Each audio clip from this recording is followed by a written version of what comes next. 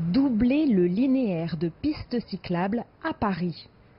C'est l'un des objectifs phares du plan Paris Capitale Vélo 2020, un changement de cap pour la ville de Paris où l'automobile est reine, mais aussi une nécessité pour faire face aux enjeux de mobilité et de santé publique, alors que la France est à la traîne.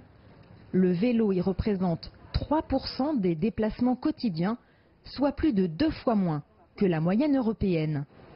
Alors, à 2 ans de l'échéance du projet parisien, où en sommes-nous ?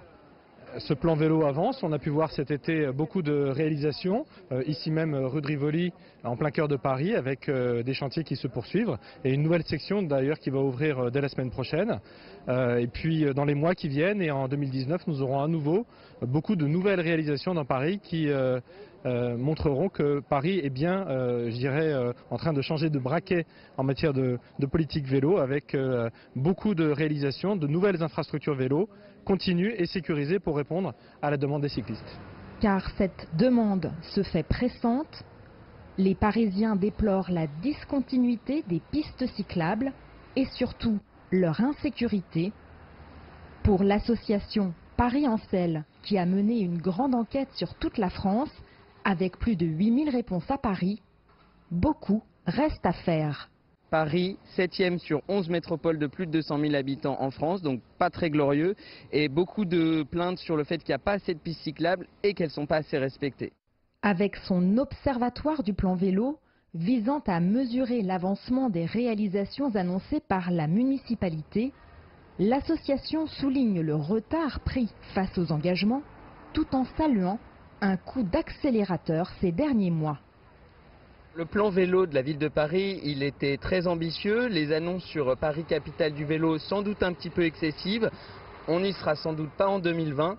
Par contre, là, il y a eu une accélération très forte des projets.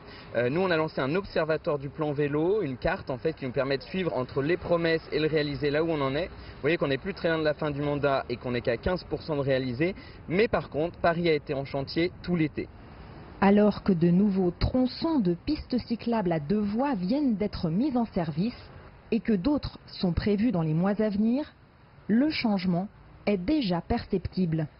Je viens de la découvrir à l'instant, je viens du 12e là et d'habitude je prenais la piste en face et là je suis agréablement surpris, ça roule mieux que les voitures c'est sûr.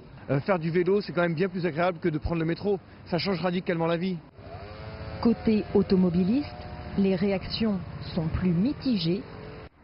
Si certains s'insurgent contre les difficultés de circulation accrues pour les véhicules à moteur, d'autres affichent leur solidarité avec une plus grande place donnée aux mobilités douces. Maintenant, on ne peut plus rouler en voiture, c'est catastrophique et on ne voit pas un vélo.